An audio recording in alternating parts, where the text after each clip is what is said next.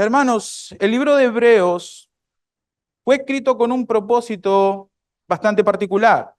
El propósito de animar y de exhortar a judíos que se habían relajado espiritualmente.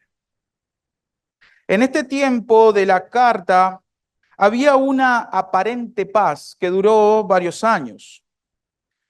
En este tiempo se calcula que el Imperio Romano había dejado de perseguir a los cristianos y eso llevó a que el cristiano se relaje. El escritor de Hebreos exhorta a estos cristianos de forma pastoral a que se aferren a Cristo, a que obedezcan a Cristo, a que sirvan a Cristo, a que sufran por Cristo. Y la tesis de este libro es que ellos tenían que hacer eso porque Cristo es superior a todo cuanto existe. Él está hablando, como dice el título de este libro, a hebreos, a judíos helenistas que habían tomado sobre sí la cultura griega. Se calcula que eran judíos que podrían haber estado en Roma. Así que este escritor, que hay mucha controversia en quién podría haber sido, este escritor va a hablarle a ellos, a estos judíos, ¿sí? Que entendían algo de los sacrificios del sumo sacerdocio, del tabernáculo. Y este escritor le va a demostrar a estos judíos que Cristo es superior a los ángeles, es superior a Moisés, es superior al sacerdocio arónico, es más, es superior al templo. Es superior a todo cuanto existía y en cuanto a los judíos podían abrazar. Cristo es superior. Eso es lo que él quiere demostrar. Spurgeon dice, no hay gloria en Dios que la que existe en Cristo. No hay gloria en Dios que la que existe en Cristo. Todo lo que Dios es, así también lo es Cristo. Para el autor, Cristo es lo más sublime de todo. Es digno de adorar, es digno de servir. Este autor nos muestra a Cristo como la perfecta revelación de Dios en Hebreos capítulo 1, como superior a los ángeles en Hebreos capítulo 1, versículo 5 en adelante, superior a Moisés, fiador de un nuevo pacto, el más sublime y gran sumo sacerdote, el autor de la salvación, el Cordero perfecto, digno de toda nuestra devoción, digno aún, según Hebreos 12, de sufrir por él. Sufrir hasta la sangre, sufrir hasta la muerte, dice Hebreos capítulo 12. Hebreos nos alienta a conocer, hermanos, más a nuestro Salvador y nos lleva a enamorarnos más de Él. Y esa es mi intención. A modo de introducción, hermanos, es necesario entender el contexto de nuestro pasaje. En el capítulo 1, este escritor comienza una disertación con respecto a la superioridad de Cristo, con respecto a los ángeles. Con respecto a los ángeles. Está más que claro en que en el Nuevo Testamento, tanto Pablo como otros en las Escrituras han demostrado o han hablado que muchas de las revelaciones que Dios hizo en el Antiguo Testamento fue vía ángeles. Lo que este escritor quiere demostrar que Cristo es superior, porque Cristo es, según el capítulo 1, la manifestación perfecta de la voz de Dios. Es la manifestación más grande de Dios. Si estos judíos tenían a los ángeles como los portadores o los mensajeros de Dios y lo tenían en gran estima, entonces él dice, Cristo es superior. Cristo es superior. Hebreos capítulo 1 dice que en estos postreros días nos ha hablado por el Hijo, a quien constituyó heredero de todos y por quien asimismo hizo el universo, el cual dice, siendo el resplandor de su gloria y la imagen misma de su sustancia, lo está haciendo coigual a Dios en esencia. Él está mostrando esto. Básicamente, hermanos, cuando empieza a hablar acerca de Cristo como superior a los ángeles, va a utilizar dos argumentos, dos grandes argumentos. En primer lugar, él va a mostrar el señorío de Cristo en el capítulo 1. Y en segundo lugar, va a demostrar la obra redentora de Cristo. En primer lugar, muestra el señorío de Cristo. Noten, capítulo 1, empieza el versículo 5 diciendo, ¿a cuál de los ángeles Dios dijo o jamás dijo, mi hijo eres tú, yo te he engendrado hoy? Una cosa es ser hijo de Dios, otra cosa es ser el hijo de Dios. Son dos cosas totalmente diferentes. Dice, y otra vez, yo seré a él padre y él me será a mi hijo. Había una afiliación, había una comunión que era mucho más especial que una comunión entre creador y criatura. Después de eso, en el capítulo 2, en el segundo lugar, él va a mostrar su obra redentora. Y eso es lo que se encarga, hermanos, el capítulo 2 del libro de Hebreos. Cristo, por medio de su obra redentora, logró lo que ningún ángel podría lograr. La de establecer todas las cosas que el ser humano había perdido por su pecado. Hermanos, nuestro pasaje nos demuestra que la belleza de Cristo para nosotros no se encuentra solo en su persona y su carácter, sino también se encuentra en su obra completa de salvación. Dicho de otra manera, o dicho al revés, la obra redentora de Cristo deja brillar la gloria de su persona y la hermosura de su carácter. La obra redentora de Cristo deja brillar la gloria de su persona y la hermosura de su carácter. Eso es lo que vamos a estar meditando en esta mañana. Hermanos, ¿por qué Cristo es tan maravilloso? ¿Por qué es nuestro maravilloso Salvador? Y en primer lugar, el versículo 9 nos va a dar un aspecto de por qué Él es maravilloso. Es maravilloso porque es nuestro sustituto. Noten versículo 9. Porque vemos a aquel que fue hecho un poco menor que los ángeles, a Jesús, coronado de gloria y de honra, a causa del padecimiento de la muerte, para que por la gracia de Dios gustase la muerte por todos.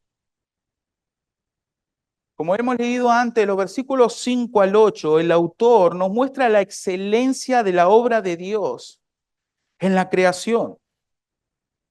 Eso está sacado, ese texto que este escritor está hablando, lo está sacando de Salmos capítulo 8.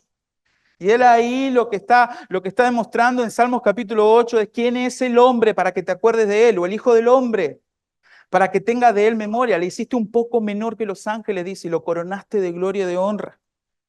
Y eso es interesante, hermanos, porque según ese pasaje, cuando venimos hablando, eso nos va a traspolar al Génesis capítulo 1. Ese quién es el hijo del hombre, para que te acuerdes de él, en Hebreos está hablando de Adán. Cuando nosotros vamos a ese pasaje, notamos que el hombre, que a nosotros se nos diga que el hombre es creado un poco menor que dioses o un poco menor que los ángeles, es un gran prestigio para el hombre. Es un gran prestigio para el hombre. Dios creó todas las cosas en gran maneras, en gran manera buena, perdón. Y el hombre era la cúspide de toda la creación. Dios había creado al hombre a su imagen y semejanza con el propósito de que señoree sobre las cosas creadas en el mundo. Dios le dejó al hombre la responsabilidad de mostrar la gloria de Dios en la tierra. El hombre tenía que señorear en todo lo que Dios había creado en el mundo. El hombre era el ser terrenal que estaba capacitado para tener una comunión con su Creador. La gloria del señorío de nuestro Señor se manifestaba en el señorío del hombre en la tierra. Por lo que podemos ver era casi todo perfecto. Hasta que, hasta que llegó el pecado. Hasta que llegó el pecado. Y como el pecado entró en el mundo por un hombre, también la maldición. Y esa maldición no solamente recayó en el hombre, sino también en toda la creación. Por lo que hoy podemos observar que el hombre no puede ser señor de la tierra. No puede ser señor de la tierra. El pecado estropeó la perfecta creación de Dios. La desobediencia del hombre, la rebeldía descarada del ser humano, tuvo consecuencias catastróficas. Es lo que vemos todos hoy: muerte, dolor, sufrimiento, falta de amor, etcétera. Pero ya en el capítulo 3 de Génesis, versículo 15, encontramos el plan de Dios para restaurar todas las cosas. Iba a nacer un hijo de la simiente de Eva que iba a aplastar la cabeza a la serpiente, pero no sin sufrir. Pero no sin sufrir. Y mientras mientras el verso 8 y 9 vemos al ser humano perdiendo todos sus privilegios por la desobediencia, encontramos en el versículo 9 un gran pero. Esos peros importantes de las Escrituras. Dice, pero vemos a aquel que fue hecho un poco menor que los ángeles, a Jesús. Nuestro amado Señor Jesucristo, que en el capítulo 1 fue manifestado como el Señor que reina a la diestra del Dios Padre, ahora lo vemos hecho un poco menor que los ángeles. Hermanos, la gloria de la misericordia y la bondad de Dios quedó demostrada en la humillación de Cristo. Como dije antes, que Salmos 8 diga que el hombre es hecho un poco menor que los ángeles, eso añade prestigio al ser humano. Fue creado a imagen y semejanza de Dios para ser Señor sobre la creación. Pero que ese versículo esté hablando, como dice el escritor, de nuestro Señor Jesucristo, que es el Dios omnipotente, santo, eterno, infinito, se haya convertido en un poco menor que los ángeles, eso para Cristo es humillación. Para Cristo es humillación. Y con esa humillación, en esa humillación, Él obedeció toda la voluntad de Dios. En esa humillación, Él obedeció toda la voluntad de su Padre, siendo nuestro perfecto representante, siendo el indicado para morir por nosotros y restaurar la relación perdida con Dios en el cielo. Él iba a ser nuestro representante. La humillación de nuestro Señor llevó a que sea exaltado hasta lo sumo, según el versículo 9. Dice que lo vemos coronado de gloria y de honra a causa del padecimiento de la muerte. La idea del versículo 8 y 9 es ver que el hombre perdió todo. No solamente ya no puede señorear en lo creado, sino que también es esclavo de su propio corazón. Pero gloria a Dios, hermanos, por Cristo, que es nuestro segundo Adán, nuestro máximo representante. Hermanos, nuestro representante no es un hombre que se hizo Dios, es Dios que se hizo hombre. Y por más que parezca ser un cliché, es muy importante para nosotros entender eso. Cristo no tomó forma de un ángel, sino forma de siervo, forma de ser humano. Durante un periodo corto de tiempo en la tierra, ocultó bajo su humanidad a los ojos de los hombres la gloria suprema de su deidad, su poder, su gloria. Dice que él se despojó, dice, porque no quería aferrarse a eso, según Filipenses. No quería aferrarse al ser igual a Dios. Él se despojó de eso, dice, como cosa que aferrarse. Y la idea de esa palabra, cosa que aferrarse, es la idea de que no quería sacar provecho de eso. A lo que Satanás sí quería que él saque provecho, ¿o no? Satanás, ¿qué decía? Tú eres Dios, tú puedes convertir las piedras en pan, ¿por qué no lo haces? ¿Por qué no te tiras del templo y todos van a ver cómo se salvan y todos te van a adorar? No, esa no era la forma, ese no era el plan de Dios. Para que la gloria de Dios se mostrara a través de Cristo, Cristo tenía que humillarse. Cristo tenía que venir en forma de siervo. El pasaje sigue y nos dice que está coronado de gloria y de honra a causa del padecimiento de la muerte. Hermanos, se necesitó la humillación de Cristo para que sea glorificado como Señor y Salvador. De la misma forma, hermanos, que se requiere que tu amigo te humilles y te reconozcas como pecador merecedor del infierno y capaz de heredar la vida eterna por sí mismo, abrazando en arrepentimiento y fe la obra de Cristo hecha en la cruz de vergüenza. Es lo mismo que se requiere. Para que la salvación sea perfecta y para que la gloria de Dios se mostrara en Cristo, Cristo tenía que humillarse y hacerse el peor de los pecadores. Salmo capítulo 22 dice que era gusano y no hombre, oprobio de hombre. Eso es lo que se necesitaba. ¿Qué necesitas tú, querido amigo, para poder heredar la vida eterna? Humillarte de esa forma, reconocerte pecador, reconocer que te mereces el infierno y abrazar esa cruz. Interesante lo que dice un escritor, dice, el Espíritu Santo Diseñó en el vientre de María esas manos diminutas para que pudieran asir dos grandes clavos. Diseñó sus pies para que pudieran subir una montaña y para que los que pudieron crucificarlo en una cruz.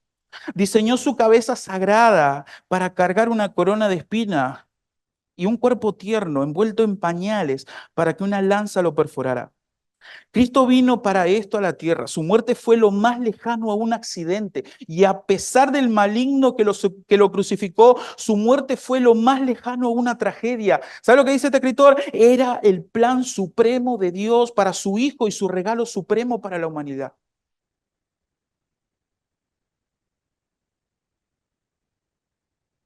Para que Cristo pudiera restaurar todas las cosas que el hombre perdió por su pecado, debía bajar a este mundo maldito y hacerse maldición. Llevar el pecado sobre sí, hacerse un gusano en la cruz y soportar la ira de su mismo Padre. Y al restaurar, al resucitar, perdón, al tercer día, demostró que la muerte ya era vencida, que Dios había aceptado su sacrificio, como dice Filipenses, que lo exaltó hasta lo sumo, que lo exaltó hasta lo sumo. Ahora, ¿con qué propósito Cristo hizo eso? El versículo dice, para que por la gracia de Dios gustase la muerte por todos. Este texto enseña, hermanos, que Jesucristo en la cruz experimentó en todo el amplio sentido de la palabra, tanto en aspecto físico como en el espiritual, la muerte propia de un pecador, con el propósito de abrir para el perdido un camino de vida, restaurando la comunión con Dios. Él soportó la muerte tanto física como espiritual, las dos muertes. Y esta frase, hermanos, es muy rica, es muy rica. Cristo se hizo sustituto para la salvación del pecador. En la cruz fue tratado como un rebelde, como un blasfemo, como un malhechor, como alguien digno de recibir la justa ira de Dios. Es más, las escrituras dicen que al que no conoció pecado, por nosotros Dios lo hizo pecado para que nosotros fuésemos hechos justicia de Dios en él. Nosotros cantamos una canción que dice glorioso intercambio. Es eso. Cristo fue el único que tomó la iniciativa y vivió la copa amarga de la ira de Dios. La copa que tú y yo, queridos hermanos, debíamos beber. Él gustó, él saboreó la realidad de la muerte por amor a nosotros. También en esa frase, hermanos, vemos el poder de la obra de Cristo, porque dice que gustó la muerte por todos. Esta frase tiene un sentido potencial y un sentido estricto. Cristo es poderoso para salvar a cualquier persona bajo cualquier circunstancia. Bajo cualquier circunstancia, querido amigo, no importa todos los pecados que hayas cometido, no importa qué tan miserable sea a los ojos del mundo, en Cristo hay salvación. Cristo es poderoso para salvar. Las escrituras son claras. Todo aquel que cree tiene vida eterna. Pero yo cometí un pecado horrible. Todo aquel que cree tiene vida eterna. Pero no puedo dejar este pecado. Este pecado me está atormentando. Todo aquel que cree tiene vida eterna. Es para todos igual.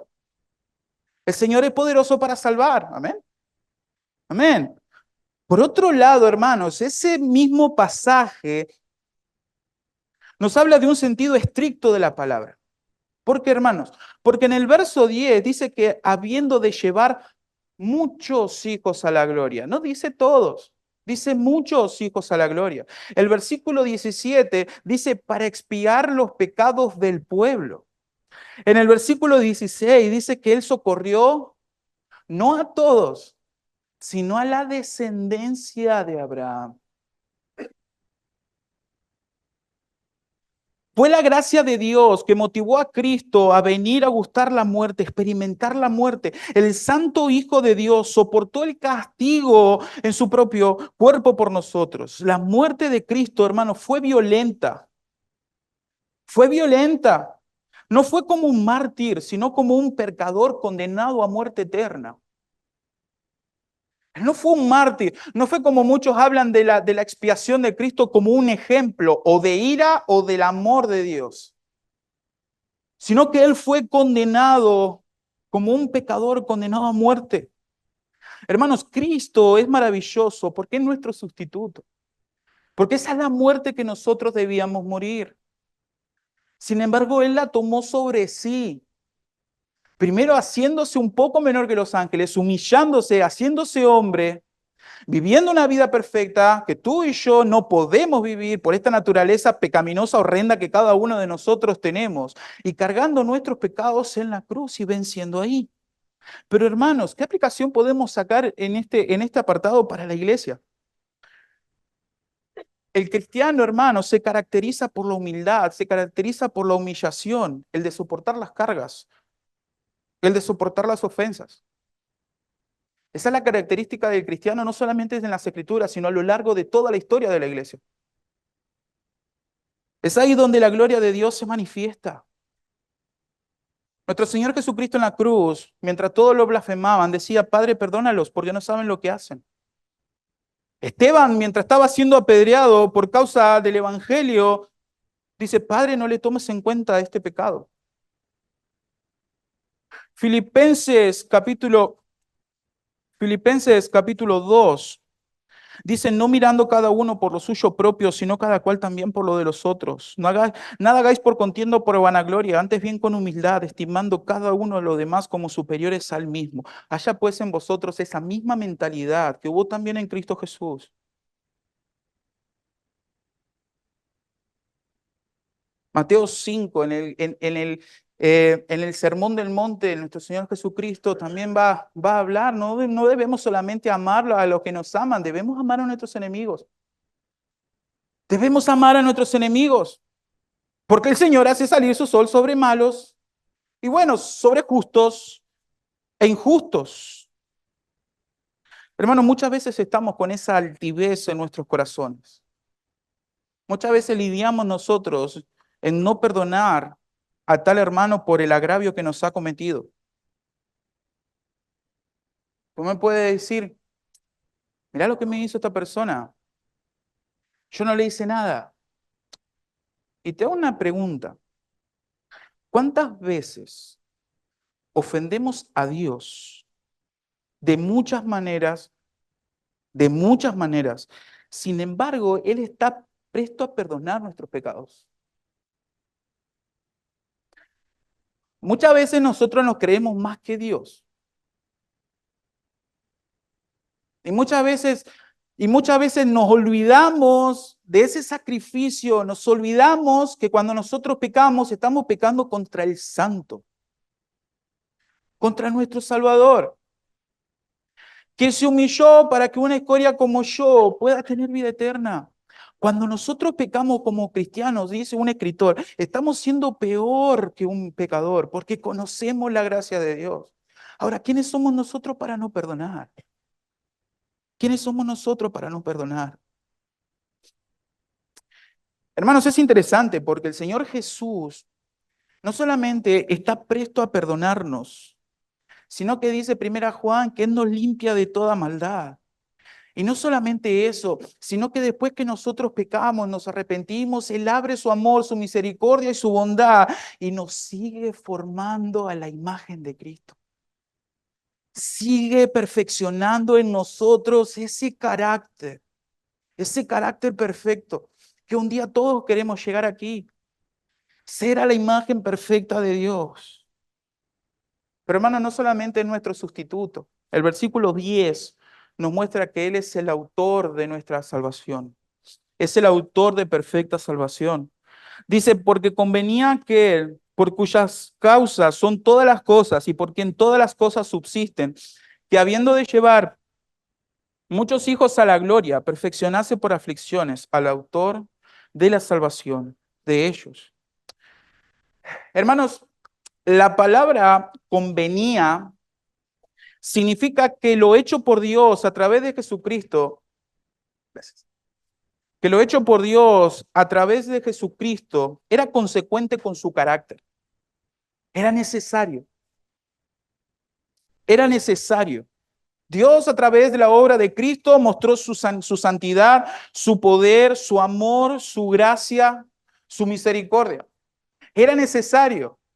En el plan eterno de redención que fue ideado en la eternidad pasada, en ese cónclave de la Trinidad, en donde Dios, el Trino Dios, decidió salvar a pecadores, ya en ese momento ya convenía, ya era necesario el Cordero de Dios. Ya ahí era necesario el sacrificio. Por eso el escritor dice que convenía. Eso significa que lo hecho por Dios a través de Cristo ya era consecuente con su carácter. Un comentarista de apellido Bruce dice, en la pasión de Jesús es donde vemos al desnudo el corazón mismo de Dios. En ningún otro lado Dios está más completa y valiosamente revelado como Dios que cuando lo vemos en Cristo reconciliando consigo al mundo.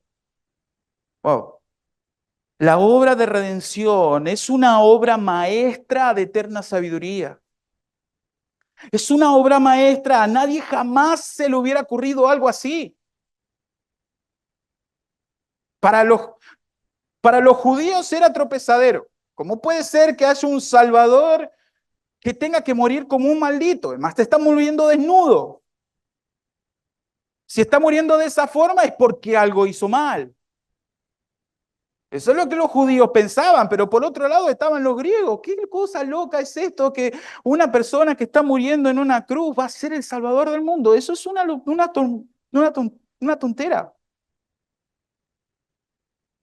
Sin embargo, 1 Corintios dice que Cristo es sabiduría de Dios.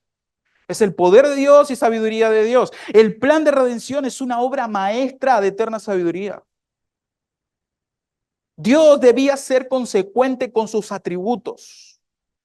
Dios debía ser consecuente con sus atributos. Dios, siendo eternamente santo y justo, no puede permitir el pecado en su presencia.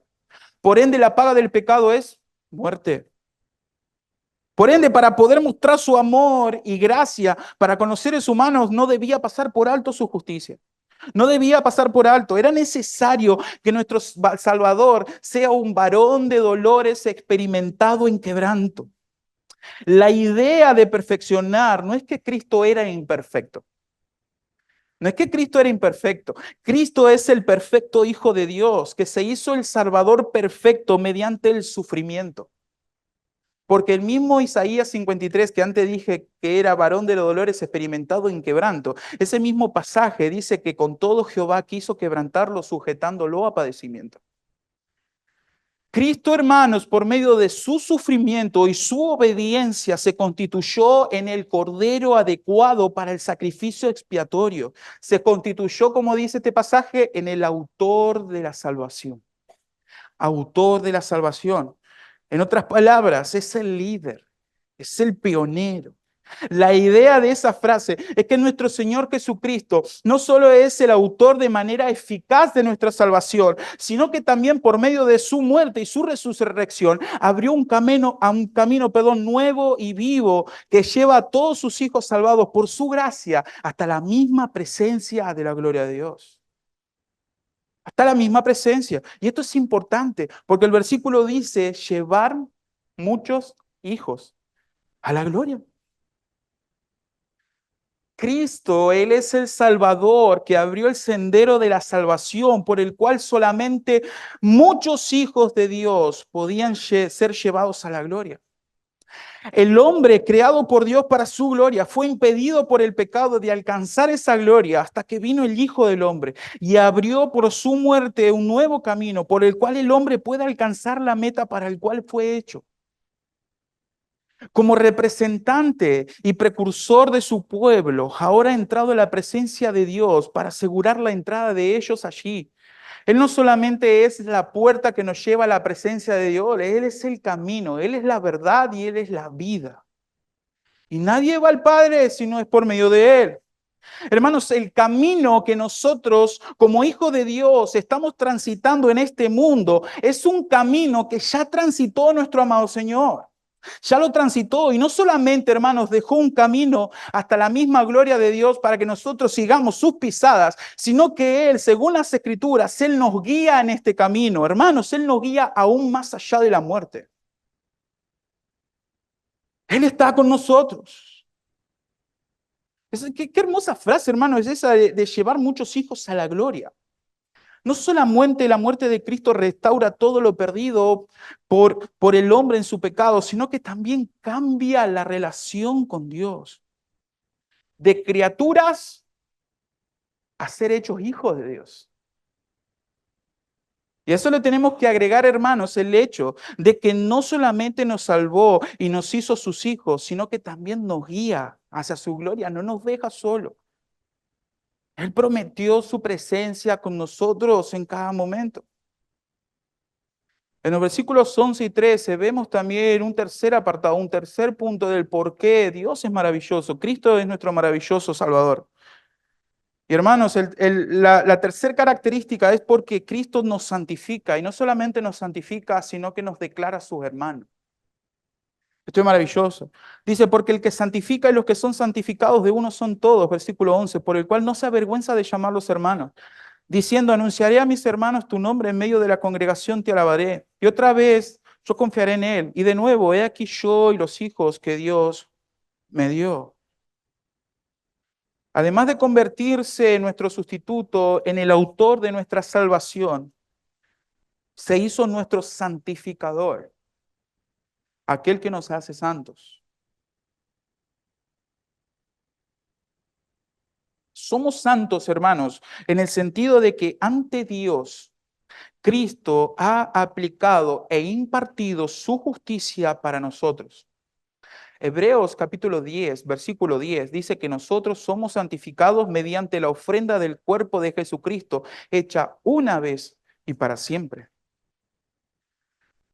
Su sacrificio nos hizo santos en la presencia de Dios.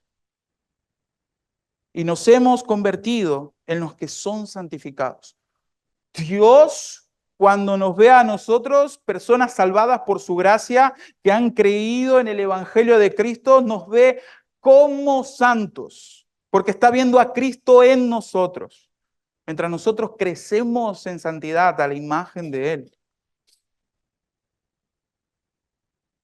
Hermanos, es obvio que si bien Dios nos ve a Cristo en nosotros, o nosotros estamos en Cristo y Dios está viendo en nosotros la imagen de Cristo, y por eso nos considera santos, en la experiencia práctica, hermanos, de la vida cristiana, incluye, por supuesto, el pecado.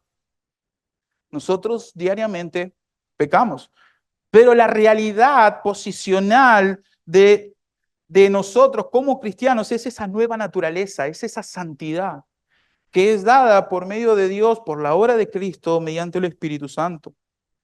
Colosenses capítulo 2, versículo 10 dice, y vosotros estáis completos en Él, en Él.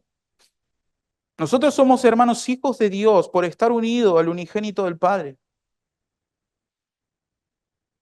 Dice un escritor, por su muerte están consagrados a Dios para su adoración y su servicio y apartados para Dios como su pueblo santo destinado a entrar en la gloria. Porque la santificación es el comienzo de la gloria y la gloria es la santificación completada. Y debido a que aquellos que están santificados para Dios a través de su muerte son hijos de Dios, el Hijo de Dios no se avergüenza de reconocerlos como su hermano. No solamente como aquellos cuya naturaleza Él cargó sobre sí, sino también cuyas pruebas Él soportó y por cuyos pecados hizo sacrificio para que pudieran seguirlo a la gloria en el camino de la salvación que Él mismo abrió. Que Él mismo abrió. Hermanos, noten la magnitud de esa declaración. Cristo no se avergüenza de llamarnos hermanos. Cristo no se avergüenza de llamarnos hermanos. Nosotros somos los más miserables, los más pecadores, los merecedores de la ira eterna. Siempre nos creemos algo más. Siempre tenemos esa mentalidad de ser superiores a los demás, y más nosotros que somos argentinos. Pero sacando eso, siempre nos creemos superiores a todos. Nosotros siempre queremos gloria, queremos poder, queremos fama, y Cristo dejó todo eso. Cristo dejó todo eso, somos la peor escoria. Sin embargo, Dios a nosotros que somos todo eso, lo que dije anteriormente, Él se humilló y Él nos mostró su amor y nos tendió un lazo de misericordia para que no corramos ya tras el mundo, sino para que vayamos a Él en amor, en arrepentimiento y fe. Y no solamente eso, sino que Él nos guía. Y mientras vamos caminando por este camino, Él está al lado nuestro, santificándonos a través de su palabra, santificándonos a través de los dones, santificándonos a través de los talentos, santificándonos a través de la iglesia y de los miembros del cuerpo de Cristo. Y es por todo eso que Cristo ante el Padre, Él no se avergüenza de llamarnos hermanos, porque Él sabe lo que nos costó. Era el plan perfecto de Dios, de su Padre. El Señor se siente satisfecho de una obra de salvación que trae como consecuencia la posibilidad de un número tan grande de hijos adoptados en Él. Es interesante, porque ahora nuestro Padre, ahora nuestro Padre es su Padre.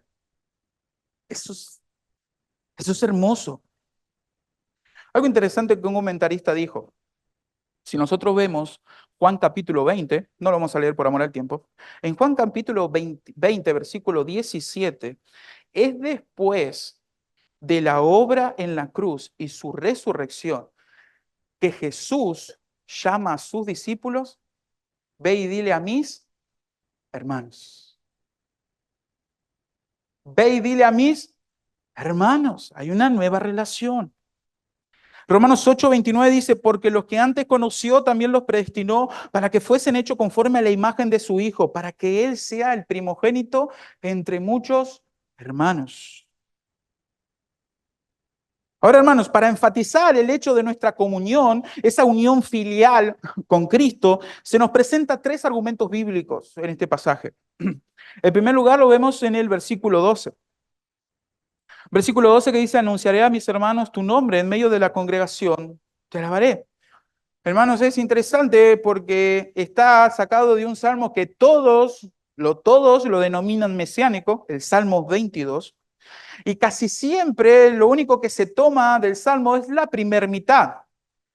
¿Recuerdan? Dios mío, ¿por qué me he desamparado? ¿Por qué estás tan lejos de mi clamor? Clamo de día y no respondes, y de noche y sigue el versículo, porque tú eres un Dios santo, que estás en las alabanzas de Israel, y yo soy un gusano, oprobio de hombre, y empieza a hablar y empieza a mostrar todo lo horrendo. Hay perros que lo están rodeando, que los quieren descuartizar y que muestran lo horrendo que fue la cruz, hasta que llegamos al versículo 21. Y en el versículo 22 hay como un cambio. En el versículo 21 del capítulo 22 del Salmo, él termina clamando y confiando en Dios, y en el versículo 22, de la nada, sin transición, el pasaje cambia. El pasaje cambia. Y dice, anunciaré a mis hermanos tu nombre, en medio de la congregación te alabaré. Y el pasaje cambia automáticamente a prorrumpir en alabanza, en gloria y en victoria. Todos estos hermanos ahora están reunidos a su mesa. Ahora lo interesante es que el escritor de Hebreos está usando la Septuaginta para traducir el Antiguo Testamento. Es la traducción al griego del Antiguo Testamento. ¿Y cómo traduce la Septuaginta la palabra congregación? Es interesante. La traduce como eclesia. Es una palabra muy común para nosotros.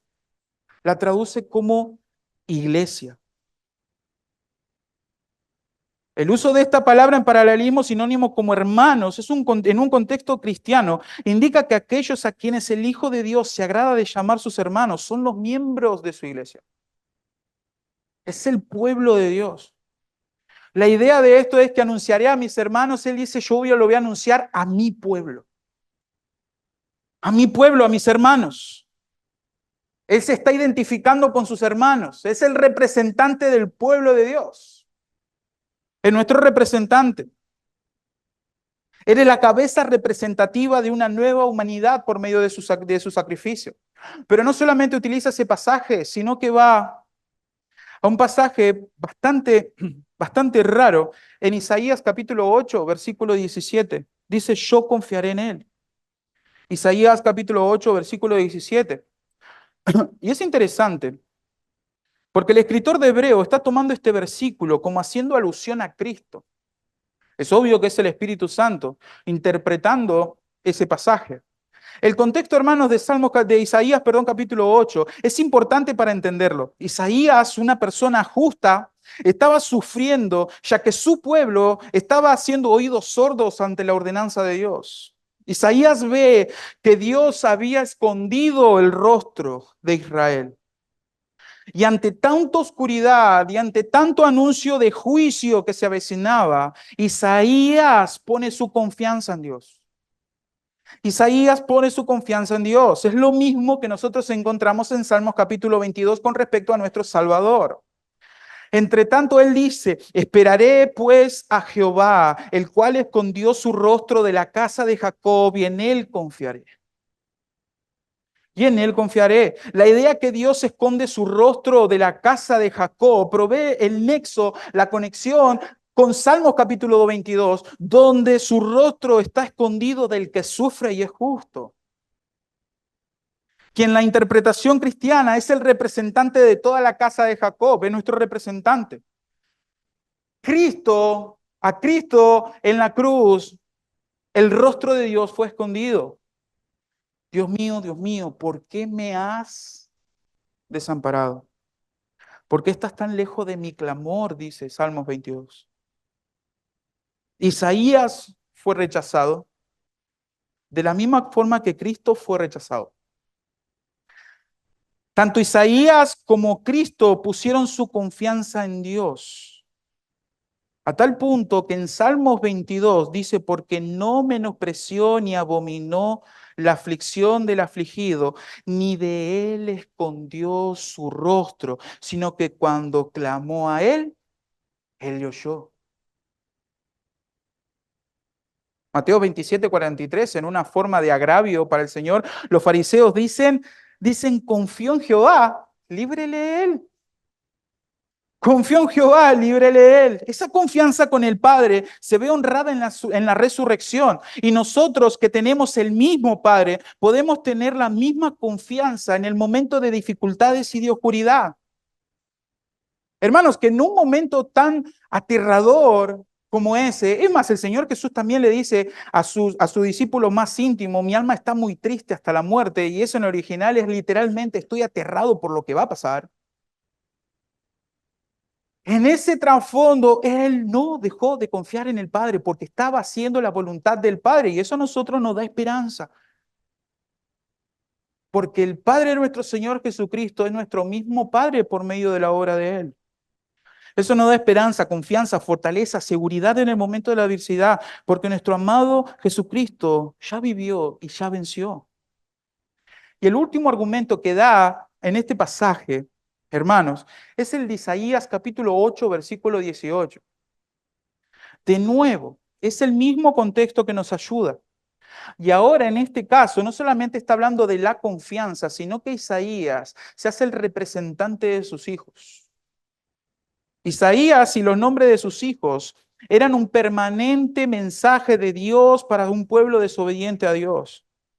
Eso significa, según Hebreos, que al estar unido a Cristo y tener el mismo Padre, nosotros somos el mensaje viviente de este mundo perdido. Lo que está diciendo Isaías capítulo 8, es que ante tanta adversidad, no solamente él, sino que él en representación de sus hijos, ellos iban a confiar en Dios. Y eso el escritor lo está traspolando a Cristo, y Cristo es la cabeza representativa de todo su pueblo. Él es el líder, Él es el Señor, Él es el que va de frente. Y Él es el que pone su confianza en su Padre, y esa obra perfecta, esa obediencia perfecta y ese sacrificio perfecto, y nosotros todos por su gracia vamos detrás de Él. Vamos detrás de Él. Tanto los hijos como miembros y Jesús como cabeza forman la gran familia de Dios en la unidad del cuerpo de Cristo, y son elementos testimoniales al mundo de la obra que Dios está llevando a cabo en su propósito y designio soberano, querido hermano. Nosotros estamos unidos a Cristo, nosotros somos el cuerpo visible de Dios en este mundo y la gloria de Dios se va a demostrar a través de cada uno de nosotros. Hermanos, esto tiene aplicaciones para nosotros, aplicaciones puntuales. Esta verdad, hermanos, nos debe llevar a varias acciones. Primero nos debe dar seguridad de salvación. Nos debe dar seguridad de salvación, que Cristo ya ha pagado por nosotros. Él es el que va adelante. Su obra de expiación fue derramada en nosotros. Si nosotros hemos creído y nos hemos arrepentido y hemos abrazado la obra de Cristo en fe, entonces nosotros estamos bañados y limpiados y transformados por esa gracia. Y la gloria de Dios se manifiesta a través de nosotros. Eso produce seguridad de salvación. Eso produce agradecimiento. Eso también produce vivir en santidad. Porque ya no vivo yo. Vive Cristo en mí. Pero hermanos, por sobre todas las cosas, esto nos lleva a mirar de diferente forma a nuestros hermanos. Que cada uno de los hijos de Dios estén unidos a Cristo y van camino a la perfección, es decir, van camino a ser iguales a Cristo, a la glorificación. Eso, hermanos, debería transformar nuestra forma de ver a otros cristianos. Uno de los grandes peligros que nosotros tenemos como cristianos es de creernos que nosotros tenemos la verdad. Y que si otro hermano no piensa igual que nosotros, automáticamente lo tildamos de hereje. Basta con solamente ver Facebook o lo más nuevo, Instagram, o esto también ya es viejo, pero bueno, basta con ver esas cosas para ver las atrocidades que hacen estos cristianos. Si vos no pensás esto, esto y esto y esto, sos un hereje. O no sos salvo. Nosotros somos salvos por la obra de Cristo. Nosotros somos salvos por arrepentimiento y fe. Pero muchas veces, alineado a lo que venía hablando antes, muchas veces nosotros vemos a los hermanos como de aquí para abajo. Nuestra mirada lo rebajamos. Cuando en realidad nosotros tenemos que ver a nuestro hermano como un hijo de Dios que va camino a ser perfecto igual que Cristo por el poder del Espíritu Santo. Eso automáticamente, hermano, cambia nuestra perspectiva, cambia nuestra visión de cómo nosotros vemos a un hermano. Porque muchas veces nosotros podemos ser como el levita, como el escriba, perdón, y como el fariseo, cuando vemos a esa persona tirada en el camino. Muchas veces podemos tener mucha teología, podemos conocer mucho de Dios, pero a la hora de aplicar, la estamos aplicando mal. Y aplicamos el Evangelio pura y exclusivamente para nosotros. Y no tenemos paciencia, no tenemos misericordia, no tenemos gracia con aquellas personas que todavía o no conocen o no entienden las doctrinas o las escrituras. El Evangelio debería transformar nuestras vidas. No podemos llenar la boca de decir que Dios me llenó de gracia, pero es esa gracia la que yo tengo que demostrar. Porque si yo soy hijo de Dios y la gloria de Dios se manifiesta a través de mí, entonces es lo que tengo que demostrar.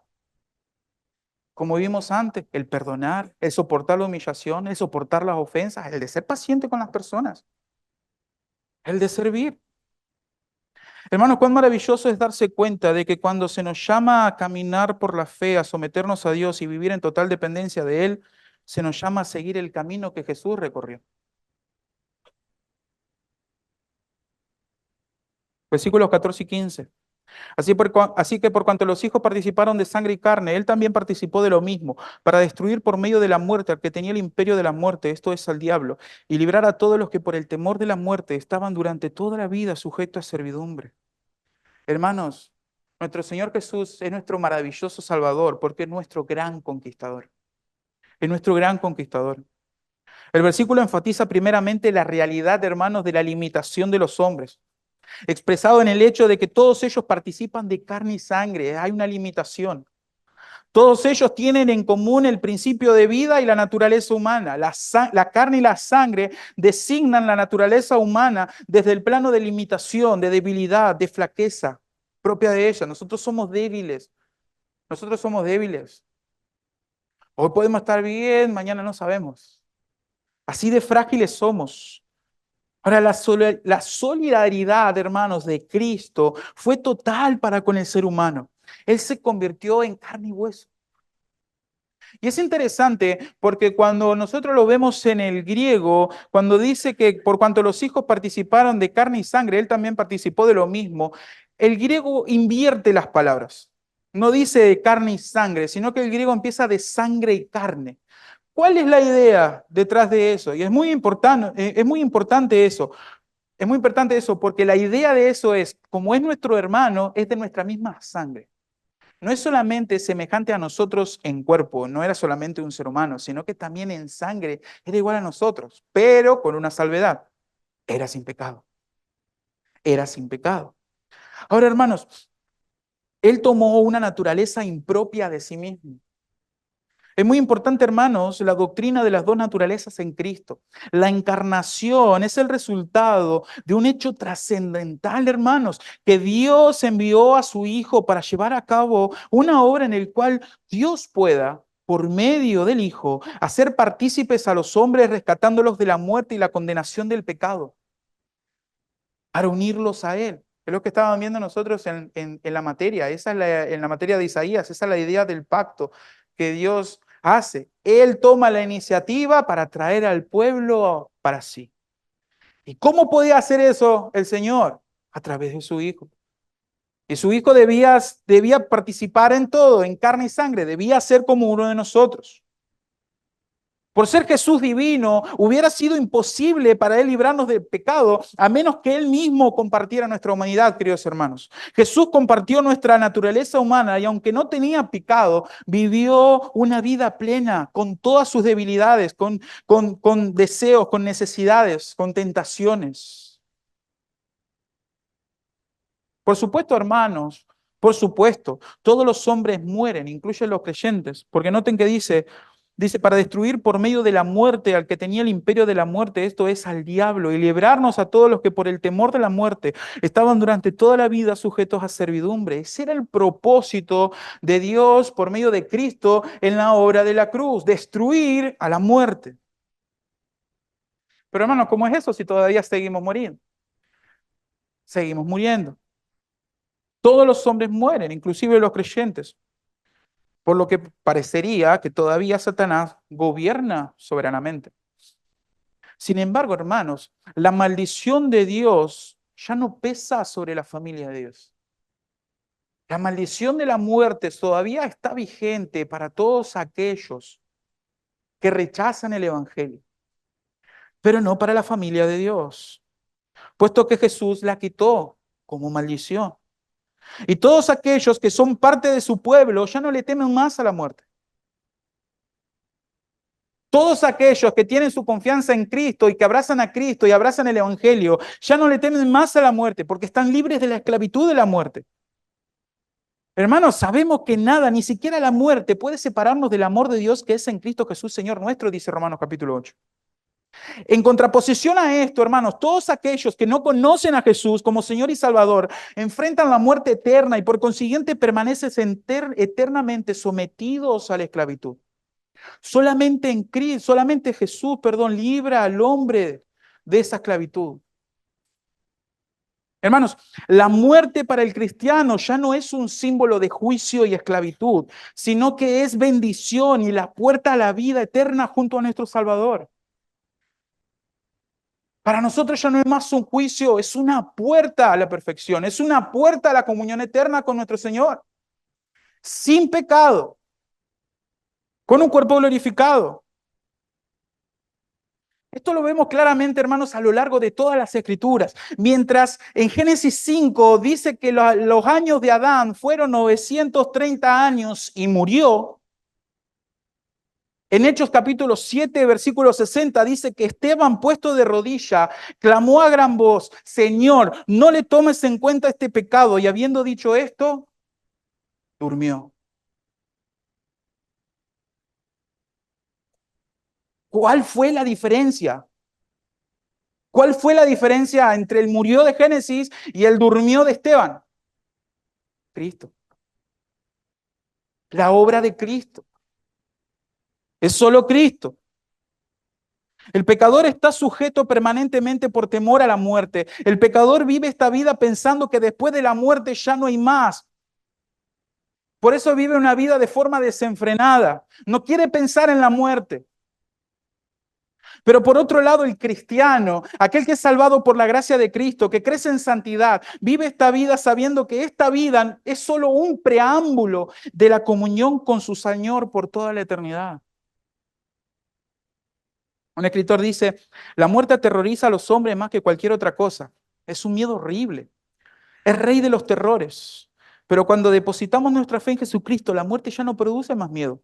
Quedamos libres de la atadura del miedo a la muerte y en su lugar la vemos como una transición a nuestro verdadero hogar. Decimos como Pablo: para mí el vivir es Cristo, el morir es ganancia. O como dice Pablo también: ¿dónde está, oh muerte, tu aguijón? ¿Dónde, oh sepulcro, tu victoria? Y hermanos, no solamente nuestro gran conquistador, sino que el último apartado, los últimos 3 versículos, nuestro Señor Jesús es nuestro gran sumo sacerdote. Eso es maravilloso, porque ciertamente no socorrió a la descendencia, no socorrió a los ángeles, sino que socorrió a la descendencia de Abraham, por lo cual debía ser en todo semejante a sus hermanos para venir a ser misericordioso y fiel sumo sacerdote, en lo que a Dios se refiere, para expiar los pecados del pueblo. Pues en cuanto él mismo padeció siendo tentado, es poderoso para socorrer a los que son tentados. Porque ciertamente no socorrió a los ángeles. Él no, en su soberana voluntad, él no quiso salvar a los ángeles, sino que los pasó de largo y extendió su mano a la descendencia de Abraham. Él no se hizo una forma de ángel, él se hizo forma de hombre, semejante a nosotros, y se hizo siervo, por el cual dice debía ser en todo semejante a sus hermanos, para venir a ser misericordioso y fiel sumo sacerdote en lo que a Dios se refiere. ¿Cómo pueden acercarse los hombres a la santidad de Dios, ya sea personalmente o a través de un representante?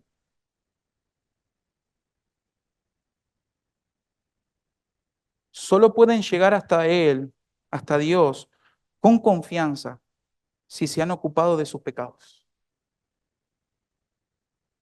Y esto, por encima de todo, hace a Jesús un sumo sacerdote tan incomparable y tan representativo de su pueblo. No solo porque él no tiene pecado alguno y tiene derecho, por lo tanto, a entrar en la presencia de Dios por su propia cuenta, sino que se ha ocupado en forma efectiva del pecado de su pueblo y puede, por lo tanto, entrar a la presencia de Dios por cuenta de ellos también. Eso es nuestro gran sumo sacerdote. El propósito de su encarnación fue que a través de su muerte Él pudiera expiar los pecados del pueblo, hacer realidad efectiva lo que el ritual sacrificial del templo en el en el Antiguo Testamento solo podía hacerse como señal.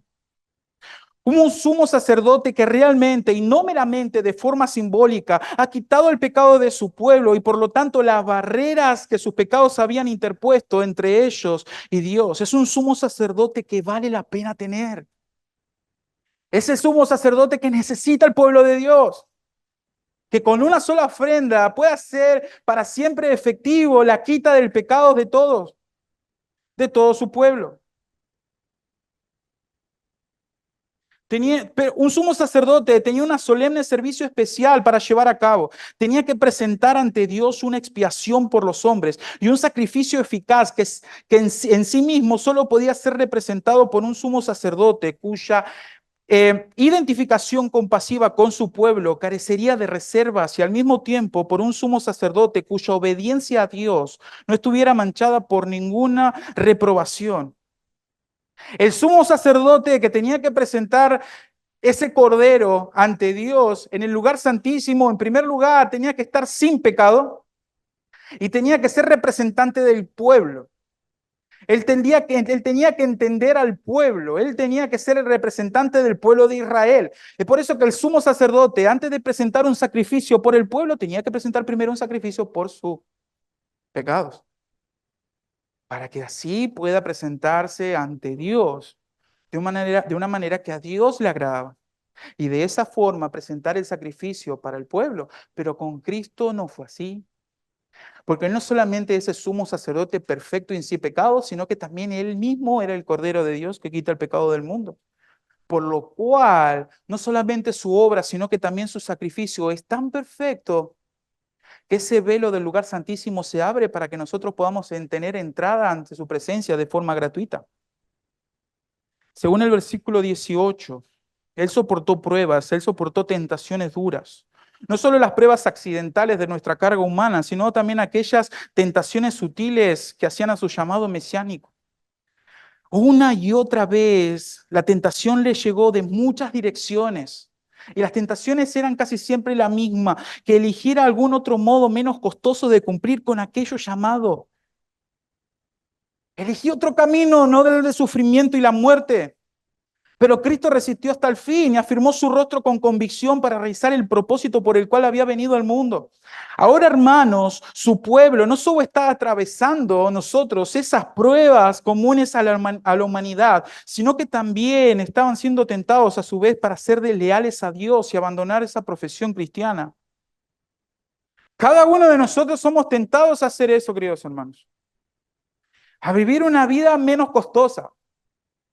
Porque ser cristianos en este mundo egoísta, en este mundo maldito que es gobernado por Satanás y sus huestes, es costoso. Es costoso.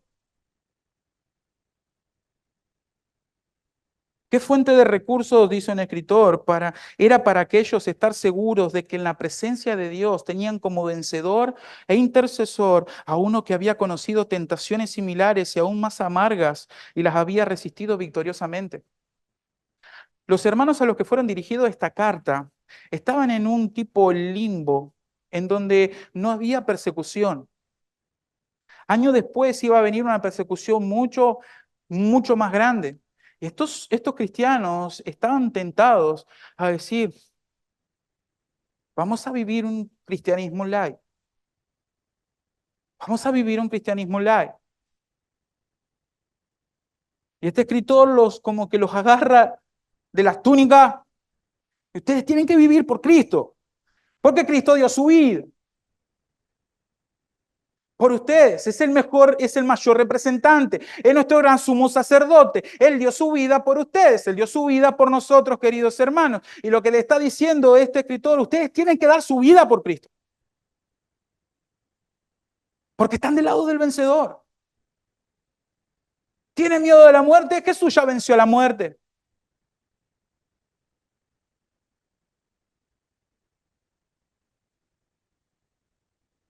Jesús, un sumo sacerdote tan incomparable y representativo de su pueblo, no solo no tiene pecado alguno y tiene derecho, por lo tanto, a entrar en la presencia de Dios por su propia cuenta, sino que se ha ocupado en forma efectiva del pecado de su pueblo y puede, por lo tanto, entrar a la presencia de Dios por cuenta de ellos también. Hermanos, ¿qué aplicaciones tenemos para nosotros?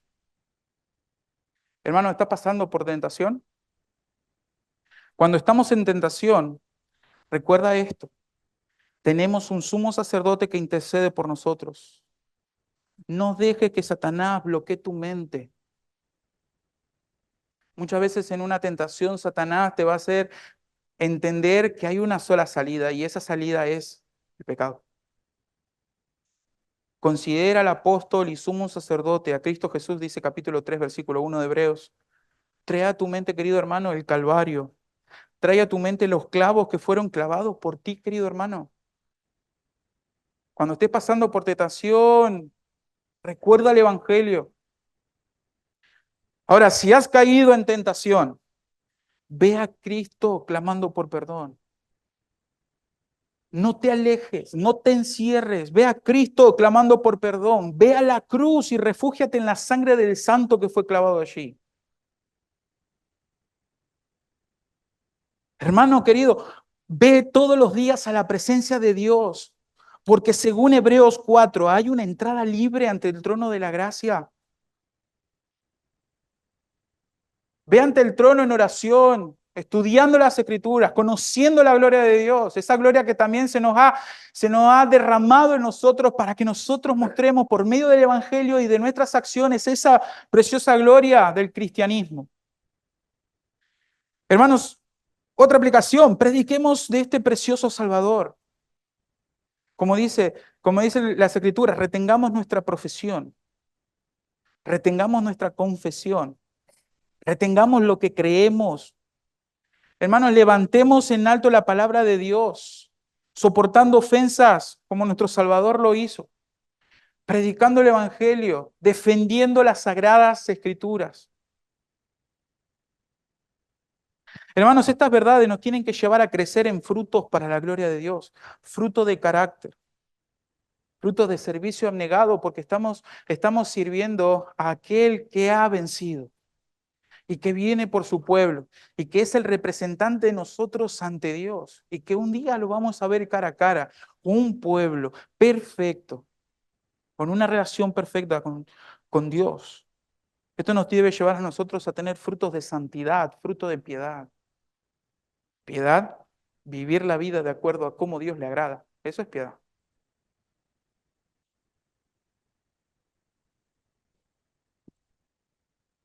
Como conclusión, Cristo es hermoso. ¿Sí o no? Cristo es hermoso, es maravilloso por su persona, es maravilloso por su carácter, por su obra en la cruz, por su obediencia, por su humillación, por su sumisión, por su fidelidad, por su condescendencia para con el pecador, por su poder, por su amor, por su gracia, por su santidad, por su perdón. Es hermoso porque nuestro sustituto es el autor de nuestra salvación, el que por la gracia de Dios nos llama hermanos, es nuestro amoroso y fiel sumo sacerdote, Él es el que nos entiende, nos levanta y nos guía, no solamente para peregrinar en este mundo, sino también en el valle de sombra de muerte, más aún allá de la muerte, a la misma presencia de nuestro glorioso Padre Celestial. ¿Cómo no enamorarnos de ese Cristo? ¿Cómo no enamorarnos de ese Cristo?